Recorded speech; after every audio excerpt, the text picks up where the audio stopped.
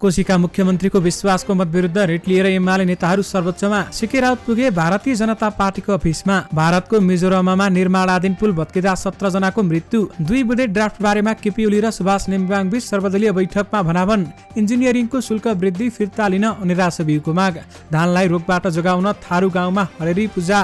बेनी जोमथोम सडक 5 दिनपछि खुल्यो। सुन तस्करीको छानबिन गर्न अर्को महिना जाँचबुझ आयोग गठन गरिने। बबरमहलमा निर्वाचन आयोगले पनि फिर्ता मागे कोठा।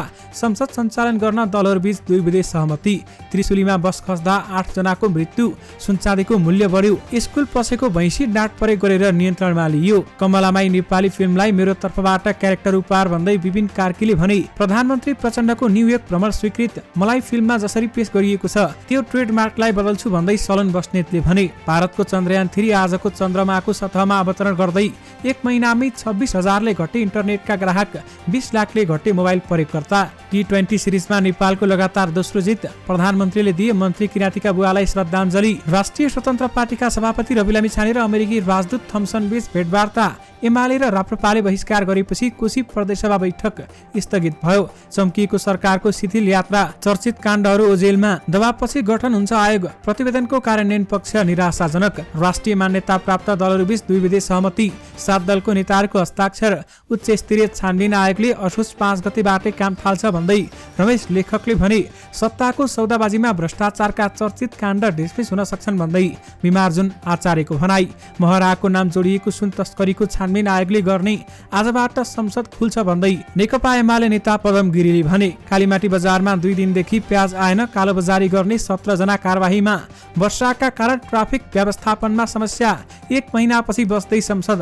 दलहरूको सहमति बारेमा उप प्रधानमन्त्री खड्काले बोल्ने। छानबिन आयोगको नेतृत्वमा सर्वोच्चका न्यायाधीश। दिइनेछ 5 शक्तिशाली अधिकार।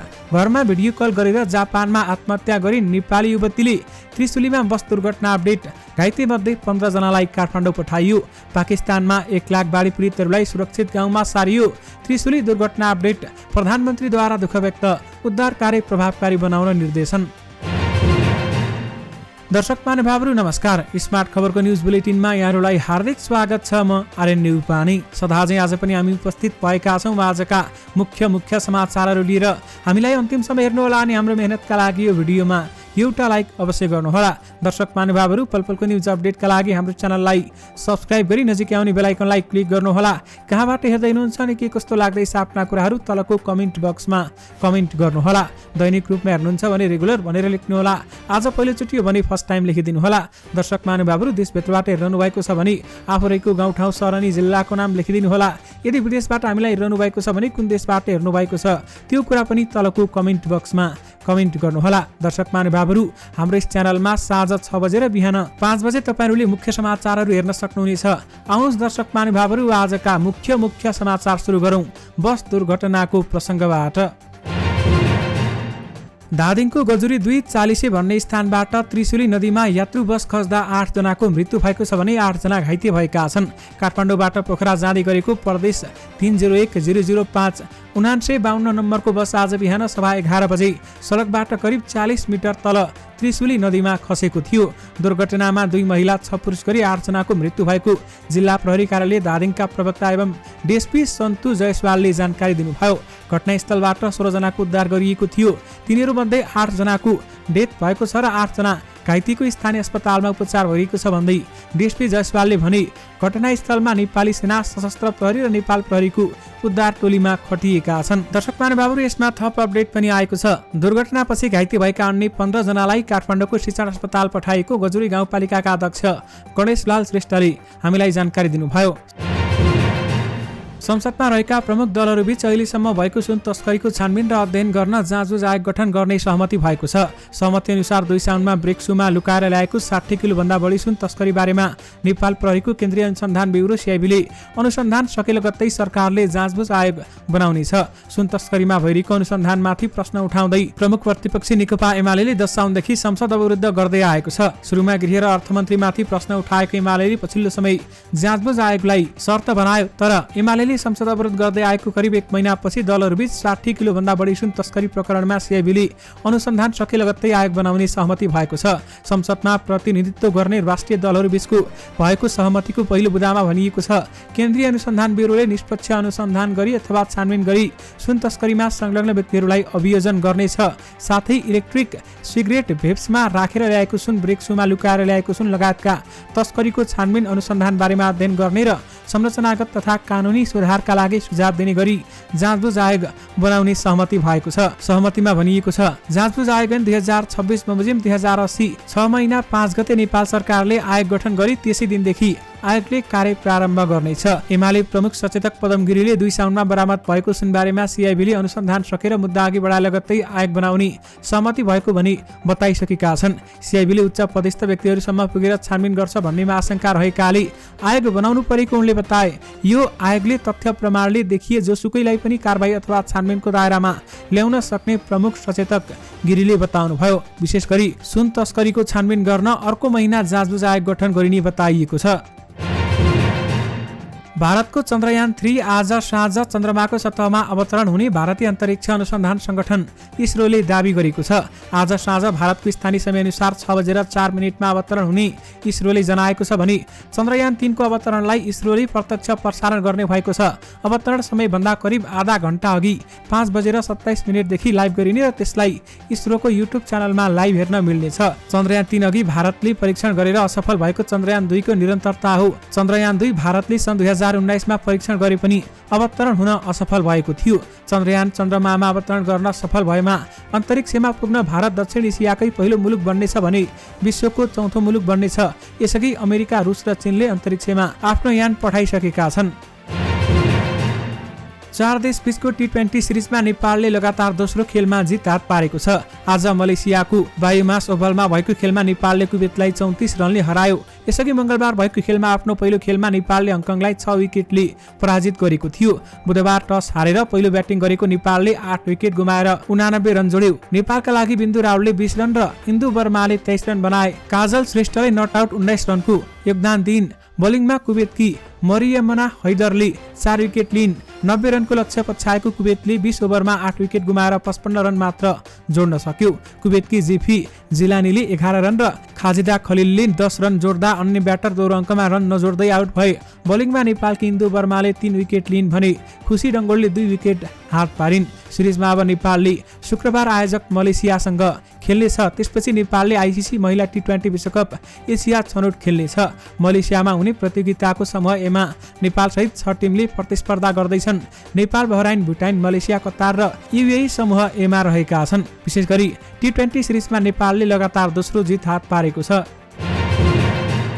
राष्ट्रिय मान्यता प्राप्त दलहरूबीच 2 विधेयक सहमति भएको छ। यससँगै संसदमा जारी अवरोध हट्ने भएको छ। आज सिंहदरबारमा बसेको संसदमा प्रतिनिधित्व गर्ने 7 दलका नेताहरूबीचको बैठकले 2 विधेयक सहमति जुटाएको छ। यससँगै संसदमा जारी अवरोध हट्ने भएको बताइएको छ।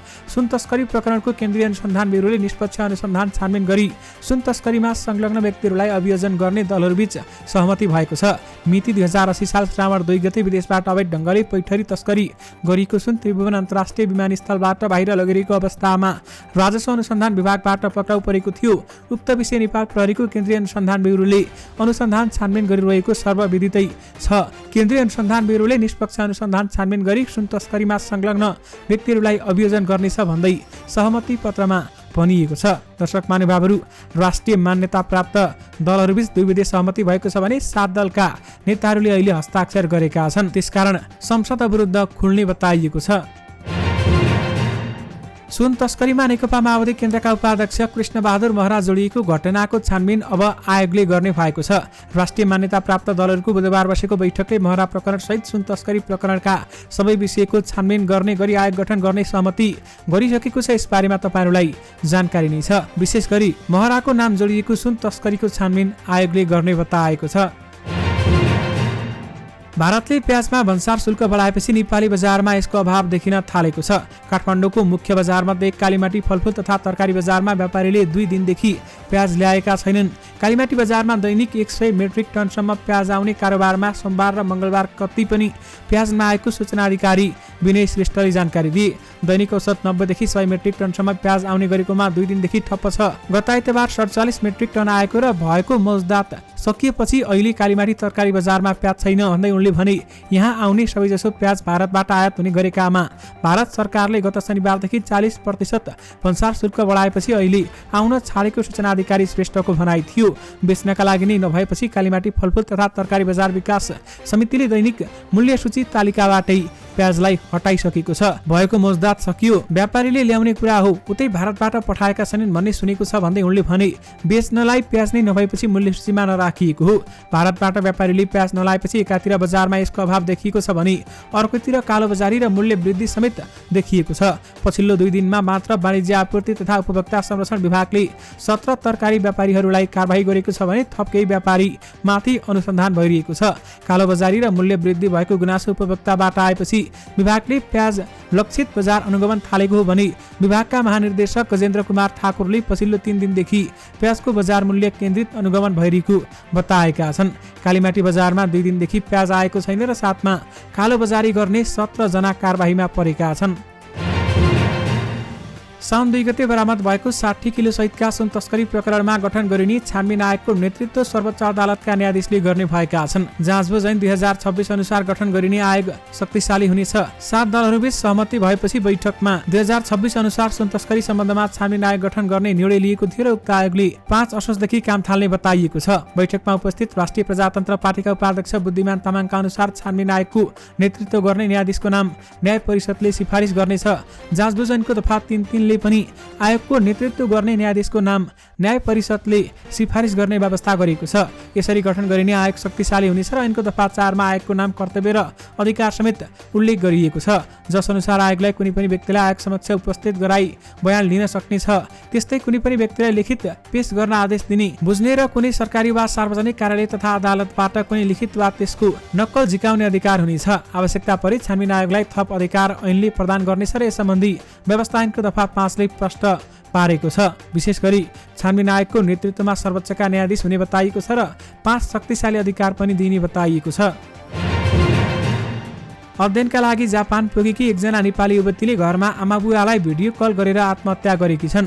घरमा भिडियो कल गरेर बोलिरहेकी अवस्थामा ती युवतीले आत्महत्या गरेकी हुन्। जापानको फुकुओकामा बस्दै आएकी दोलखाकी 20 वर्षीय रबिना बुलाथोकीले बुवाआमालाई फेसबुक मेसेन्जरमा भिडियो कल गरेर देखाउँदै लाइभमा झुन्डिएर आत्महत्या गरेकी हुन्। उनको आत्महत्याको कारण भने खुलेको छैन, तर पारिवारिक असमझदारीलाई कारण मानिएको छ। सोमबार साँझ यो घटना भएको हो। नेपालीहरूले उनको कोठा आधा घण्टामा पत्ता लगाएपछि प्रहरी बोलाएर उद्धार गरेका थिए। प्रहरीले अगाडि फोन राखेर झुन्डिएको अवस्थामा उनलाई फेला पारेका थिए, जहाँ फोनमा भिडियो कल भएको पाइएको छ। उनलाई तत्कालै अस्पताल लगिएको थियो, तर उपचारका क्रममा मंगलबार बिहान निधन भएको एनआरएनका एकजना नेता सुपेन्द्र घिसिङले बताए। ती युवती सँगै पढिरहेका साथीलाई 5 दिनका लागि नेपाल जान लागेकाले जहाजको टिकट बुझिदिन भनेकी थिइन्। उनका भाइ समेत विदामा नेपाल आएर फर्कन लागेका थिए। रबिनाको कोठामा आत्महत्या प्रयास अघि सुसाइड नोट पनि फेला परेका छैनन्। कोठामा चुकुल लगाएर झुन्डिएपछि उद्धारमा पुगेका नेपालीहरू ढोका फोडेर पसेका थिए। प्रधानमन्त्री पुष्पकमल दाहाल प्रचण्डले त्रिशुलीमा भएको बस दुर्घटनाप्रति दुःख व्यक्त गरेका छन्। प्रधानमन्त्री दाहालले घाइते यात्रुहरूको शीघ्र स्वास्थ्य लाभको कामना गर्दै उद्धार कार्य प्रभावकारी बनाउन गृह प्रशासन, सुरक्षाङ्ग र स्थानीय प्रशासन लगायत सम्बन्धित सबैलाई निर्देशन दिएका छन्। काठमाडौँबाट पोखरातर्फ जाँदै गरेको प्रदेश 301-005-9952 नम्बर बस आज बिहान अनियन्त्रित भई त्रिशुली नदीमा सडकबाट नदीमा खसेको थियो। उक्त दुर्घटनामा 8 जना यात्रुको मृत्यु समेत भइसकेको छ। यसै सम्बन्धी प्रधानमन्त्री द्वारा दुःख व्यक्त गरिएको छ भने उद्धार कार्य प्रभावकारी बनाउन निर्देशन पनि दिनुभएको छ। कोशी प्रदेशका मुख्यमन्त्री उद्धव थापाले संविधान मिचेर विश्वासको मत लिएको दावी गर्दै नेकपा एमाले रिट लिएर सर्वोच्च अदालत पुगेको छ। एमाले कोशी प्रदेश संसदीय दलका नेता हिक्मत बहादुर कार्की सहितका नेता आज सर्वोच्च अदालत पुगेका हुन्। सोमबार मुख्यमन्त्री उद्धव थापाले प्रदेशसभाको अध्यक्षता गरिरहेका इस्रायल मन्सुरीको पनि मत लिएर विश्वासको मत पाएका थिए। विश्वासको मत लिँदा संविधानको उल्लङ्घन भएको दावी सहित रिट लिएर सर्वोच्च पुगेको एमाले संसदीय दलका प्रमुख सचेतक रेवतमणि भण्डारीले बताए। जबरजस्ती विश्वासको मत पाएको घोषणा गरेकाले प्रदेशसभा नियमावली र संविधानको व्यवस्थालाई विपरीत भएको दाबी रिटमा गरिएको छ भने भदौ 4 गते दिउँसो 1 बजे प्रदेशसभा बैठक बोलाएर उपसभामुख सृजना दनुवार स्वास्थ्यको कारण देखाउँदै सोही दिन काठमाडौँ गएपछि प्रदेशसभा बैठक अध्यक्ष मण्डलका सदस्य कांग्रेसका प्रदेशसभा सदस्य इस्रायल मन्सुरीले सञ्चालन गरेका थिए। मुख्यमन्त्रीको विश्वासको मत सम्बन्धी प्रस्तावमा मत विभाजन भएपछि दिएको मत सच्याउने समयमा मन्सुरीले सभाध्यक्षको आसनमा माओवादी प्रदेशसभा सदस्य गीता तिमिलसेनालाई बोलाएर मतदान गर्न गएका थिए। मन्सुरी समेतको मतको आधारमा मुख्यमन्त्री थापाले 47 मत प्राप्त गरी प्रदेशसभामा विश्वासको मत पाएका थिए। विपक्षमा 30 मत खसेको थियो। यसै सम्बन्धी खुसीका मुख्यमन्त्रीको विश्वासको मत विरुद्ध रिट लिएर एमाले नेताहरू सर्वोच्च अदालत पुगेका छन्। मुस्ताङलाई राष्ट्रिय राजमार्गसँग जोड्ने बेनीजोमसम सडक अन्तर्गत म्याग्दीको अन्नपूर्ण गाउँपालिका 3 जलथलेदेखि दुवारी खण्डको सडक 5 दिनपछि सञ्चालनमा आएको छ। अन्नपूर्ण गाउँपालिकाको जलथले गुइठी सुकेबगर खामभित्ता लगायतका क्षेत्रमा अविरल वर्षासँगै 50 भन्दा बढी ठाउँमा खसेको पहिरोका कारण 76 किलोमिटर दूरीको बेनीजोमसम सडकमा शनिबारदेखि सिधा यातायात सञ्चालन भने हुन सकेको थिएन। बेनीजोमसम कोइराला सडक आयोजनाका प्रमुख जगत प्रजापतिले पहिरो पन्छाएर आज बिहान सडक खुलाइएको जानकारी समेत दिएका छन्। काली गण्डकीको कटान, कमजोर भूगोल, भूमिगत पानीको उचित व्यवस्थापन नहुनु र शाखा सडकका कारण सृजना भएको पहिरोले जलथलले दुवारी खण्डको सडक छेदविच्छेद बनाएको छ भन्दै उनले भने 4 डोजर मल गायत आयोजनाका इन्जिनियर र प्राविधिकहरूको टोली 5 दिनदेखि खटेर सडक खुलाएका छौं भन्दै उनले भने सडक खुलेपछि जलथले र दाना क्षेत्रमा रोकिएका सवारी साधनहरू गन्तव्यतर्फ लागेका छन्। सडक अवरुद्ध भएपछि दानादेखि नारच्याङको घरापसम्म हिलामे सडकमा कष्टपूर्ण पैदल यात्रु यात्रा गर्न बाध्य भएका थिए। विशेष गरी बेनीजोमसम सडक 5 दिनपछि खुलेको छ। जिल्ला निर्वाचन कार्यालय काठमाडौँले पनि बबरमहल दरबारमा विगतमा आफूले प्रयोग गरेको कार्यालय फिर्ता मागेको छ। हालै प्रबलीकरण रेट्रोफिटिङ सकिएको बबरमहलमा परेको विषयमा महालेखा परीक्षकको कार्यालय र सडक विभाग बीच विवाद भइरहेका बेलामा जिल्ला निर्वाचन कार्यालयले पनि विगतमा आफ्नो स्वामित्वमा रहेको भाग फिर्ता मागेको हो। करिब 22 रोपनी क्षेत्रफलमा बनेको करिब 300 भन्दा बढी कक्ष रहेको बबरमहल दरबारमा महालेखा परीक्षकको कार्यालयले करिब 30 वटा कक्षमा आफ्ना निर्देशनालयहरू राख्न खोजेपछि विवाद भएको छ। महालेखालाई रोक्न प्रबलीकरण नसकिँदै सडक विभागले बुधबारदेखि आफ्नो कार्यालयका सामान हतार सारिरहेको छ। यस्तो अवस्थामा जिल्ला निर्वाचन कार्यालयले पनि आफूले प्रबलीकरण सुरु हुनुभन्दा अघि प्रयोग गरिरहेको भागमा फर्किन प्रयत्न थालेको छ। तर सडक विभागबाट असहयोग भएपछि जिल्ला निर्वाचन कार्यालयले निर्वाचन आयोग, प्रधानमन्त्री तथा मन्त्री परिषदको कार्यालयदेखि शहरी विकास तथा भवन निर्माण विभागसम्मको साथ खोजेको छ। बबरमहलमा निर्वाचन कार्यालयले पनि आफ्नो कोठा फिर्ता मागेको छ। कैलालीको लम्कीचुवा हरी सुनार डल्फिन हेर्न कैलालीको टिकापुर स्थित वडा नम्बर 7 वैदी ढुङ्गा टोलमा पुगे। साथी सहित वैदी स्थित मोहना, पथरैया र काँडा नदीको संगममा पुग्नु भएका उनले डल्फिन उफ्रेको हेरेर आनन्द लिए। बर्खा लागेपछि कैलालीको टिकापुर 7 स्थित मोहना, पथरैया र काँडा नदीको संगममा दैनिक डल्फिन देखा परिरहेका हुन्छन्। नदीमा साँझ र बिहानको समयमा साना ठुला डल्फिन देखिने गरेका छन्। नदीमा पानीको बहाव बढेको छ। डल्फिन उफ्रिँदै रमाइरहेका देख्यौं भन्दै सुनारले भने डल्फिन बडो आनन्दले रमाउने रहेछन्। नदी किनारामा बसेर करिब 1 घण्टा बच्चा सहित डल्फिन नाचेको हेर्यौं, आनन्द लाग्यो। बर्खाको समयमा ढुङ्गाना टोलमा दैनिक सर्वसाधारण डल्फिन हेर्न आउने गरेका छन् र डल्फिन अवलोकन गर्न स्वदेशदेखि विदेशी नागरिक समेत आउने गरेका स्थानीय संरक्षणकर्मी बताउँछन्। कैलालीमा डल्फिन उफ्रिएको हेर्न पाइने बताइएको छ। आज सुन र चाँदीको मूल्य बढेको छ। सुनको मूल्य तोलामा 100 र चाँदीको मूल्य तोलामा 10 रुपियाँले बढेको नेपाल सुनचाँदी व्यवसायी महासंघले जनाएको छ। आज छापावाला सुनको मूल्य 1,10,600 र तेजाबी सुनको मूल्य 1,10,050 रुपियाँ कायम भएको छ। अघिल्लो दिन 1,10,500 रुपियाँमा छापावाला र 1,09,950 रुपियाँमा तेजाबी सुनको कारोबार भएको थियो। यस्तै चाँदीको मूल्य तोलामा 10 रुपियाँले बढेर 1425 रुपियाँमा कारोबार भइरहेको छ। हिजो 1415 रुपियाँमा तोलामा चाँदीको खरिद बिक्री भएको थियो। काठमाडौँको बुद्धनगर स्थित एक स्कुलभित्र पसेको भैँसीलाई डाँट प्रयोग गरी नियन्त्रणमा लिइएको छ। डिभिजन वन कार्यालयको प्राविधिक टोलीले डाँट प्रयोग गरेपछि ज्ञान निकेतन स्कुलभित्र प्रवेश गरेको भैँसी बेहोस भएको थियो।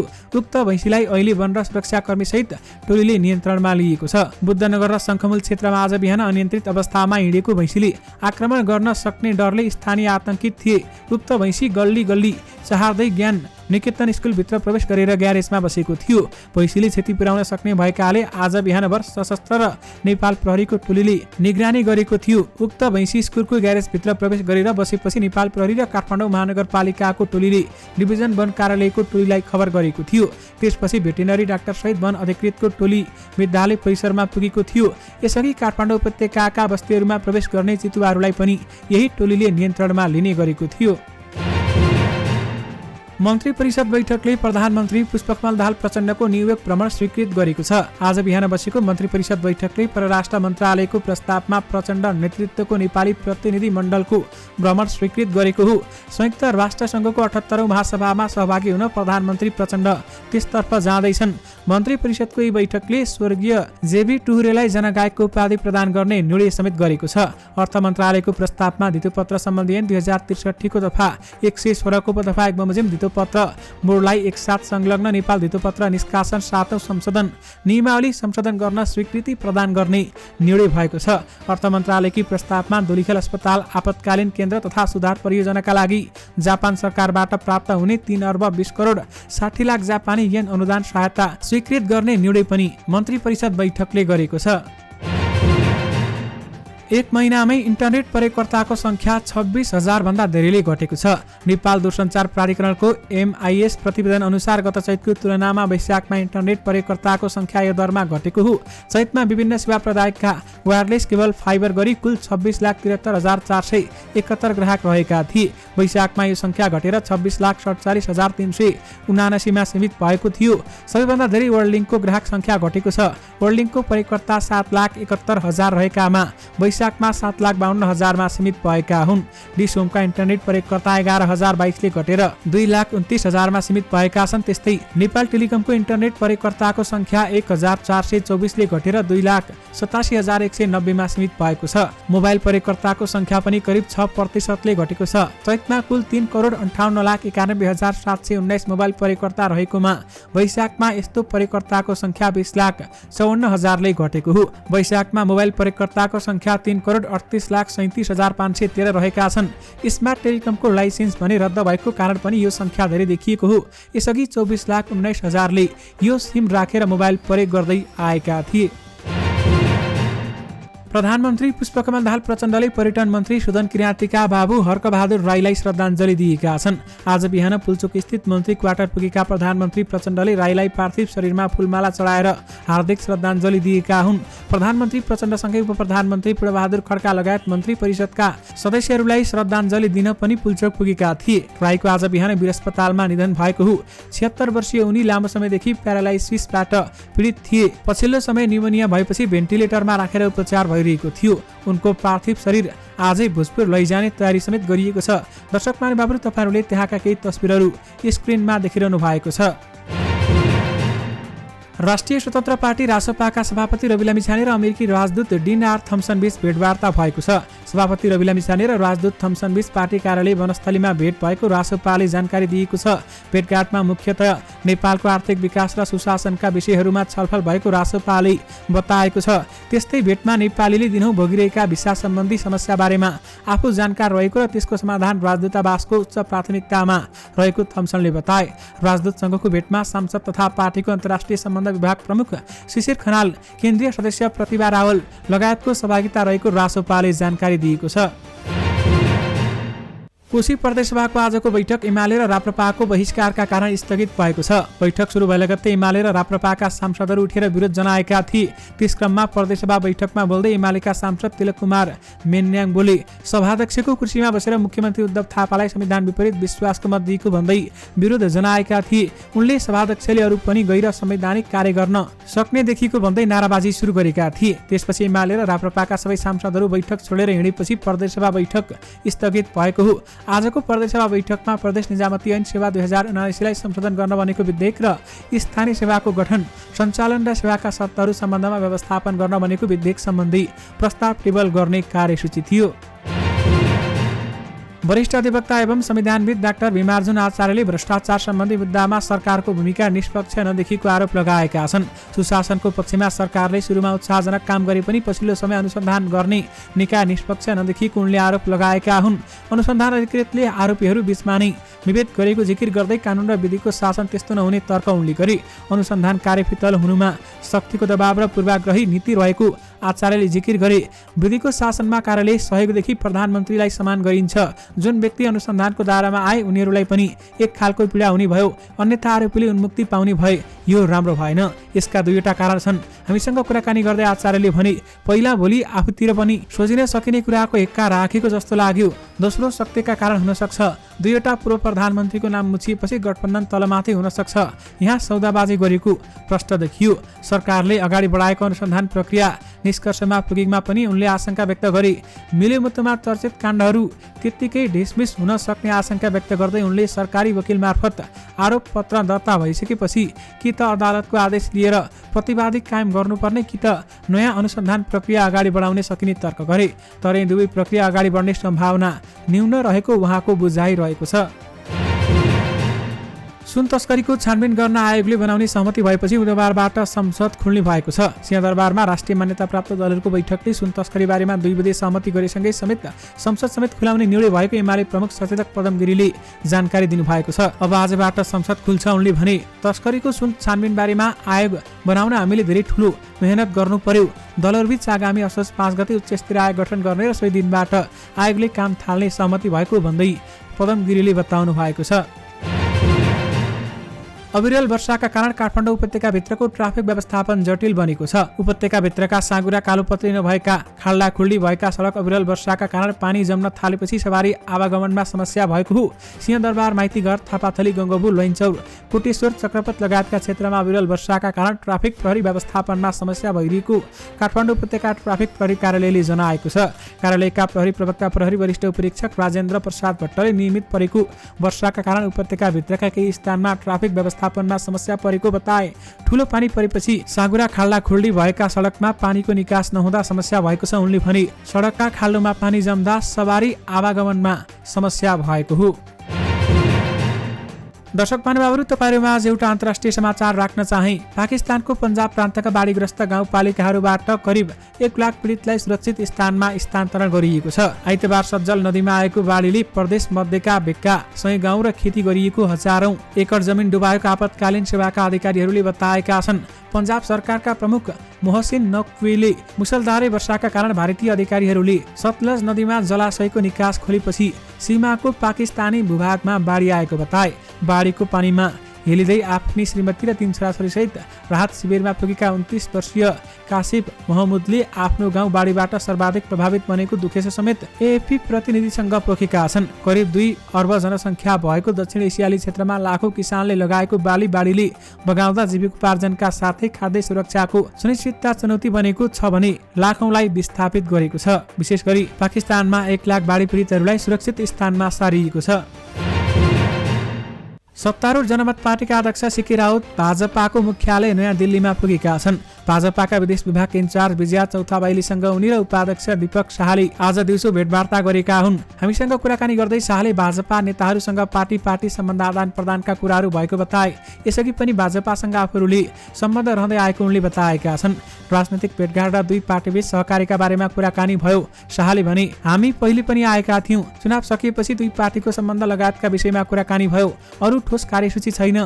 केही राजनीतिक भेटघाट र अध्यक्षज्यूका व्यक्तिगत काम समेत छन् भन्दै उहाँले बताउनुभयो। दर्शक महानुभावहरू, भारतको पूर्वोत्तर राज्यमा मिजोरममा निर्माणाधीन रेलवे पुल भत्किँदा 17 जनाको मृत्यु भएको छ। मिजोरमका मुख्यमन्त्री जोरामन्थागाले दुर्घटना बारेमा जानकारी दिँदै कम्तीमा पनि 17 जना मजदुरको मृत्यु भएको बताएका छन्। भत्किएको पुलको भग्नावशेषमा अझै धेरै पुरिएका हुन सक्ने आशंका गरिएको भारतीय सञ्चार माध्यमले जनाएका छन्। मिजोरमका प्रहरी अधिकारीका अनुसार पुल भत्किने बेलामा त्यहाँ 35 देखि 40 जनासम्म कर्मचारी मजदुर कार्यरत रहेका थिए। दर्शक महानुभावहरू 2 बजे ड्राफ्ट बारेमा केपी ओली र सुभाष नेम्बाङबीच सर्वदलीय बैठकमा भनाभन भएको छ। मंगलबार सर्वदलीय बैठक नबस्नुमा एमाले अध्यक्ष केपी ओलीको प्रतिकूल स्वास्थ्य मात्रै कारक थिएन, सुन तस्करी काण्ड छानबिनका लागि प्रस्तावित आयोग गठन बारेमा उनका फरक बुझाइले समेत काम गरेका थिए। त्यसैले सहमतिको मस्यौदा बन्न र संसद खुल्न बुधबारसम्म कुर्नु पर्यो। जाँचबुझ आयोग गठनको कार्यदेश र मस्यौदा बनाउन ओलीले आफ्नो पार्टीका तर्फबाट उपाध्यक्ष सुभाष नेम्बाङलाई खटाएका थिए। कंग्रेसबाट रमेश लेखक, माओवादीबाट हितराज पाण्डे सहित नेम्बाङले सहमतिको ड्राफ्ट मंगलबार नै तयार पारेका थिए। ओलीले नेम्बाङलाई मंगलबार साँझ बालकोट बोलाएर यसबारेमा ब्रिफिङ समेत मागेका थिए। बुधबार 11 बजे सिंहदरबारमा डाकिएको सर्वदलीय बैठकमा भने ओली र नेम्बाङ बीचको सौहार्दता केही तलमाथि परेको अथवा प्रष्टै देखियो। सर्वदलीय बैठकमा सहभागी नेताका अनुसार एमाले अध्यक्ष केपी ओलीसँग 2 बजे सहमतिको ड्राफ्टलाई लिएर नेम्बाङको सामान्य भनाभन समेत भएको बताइएको छ। धानबालीलाई रोगबाट जोगाउनका लागि कञ्चनपुरका थारू समुदाय हरेरी पूजा आयोजना गर्नमा व्यस्त रहेका छन्। थारू समुदायका गाउँमा अहिले हरेरी पूजा गर्ने कार्य भइरहेको छ। थारू समुदायका मुख्य व्यक्ति बोर्ड घरियाको घरमा भेला भई गाउँको देवथुनुवामा हरेरी पूजा गर्ने परम्परा समेत चलन रहेको छ। यसमा भुइँया भवानीको पूजा गरिन्छ। विशेष गरी धानलाई रोगबाट जोगाउन थारू गाउँमा हरेरी पूजा चलिरहेको छ। भदौ 1 गतेभित्र 2 फिल्मका पोस्टर रिलिज भए। चित्रण गरिएका कलाकार चाहिँ एउटै। एक भगवत गीताको पोस्टरमा विपिन कार्की पारालैङ्गिक चरित्र कमलामाईको अवतारमा थिए। पशुपति प्रसाद 2 को पोस्टरमा चाहिँ भस्मे डनको चरित्रमा। प्राय फिल्मको पोस्टर आउने बेलामा हल्ला कमै हुने गर्छ, तर यी 2 फिल्मका पोस्टरले राम्रै चर्चा बटुले।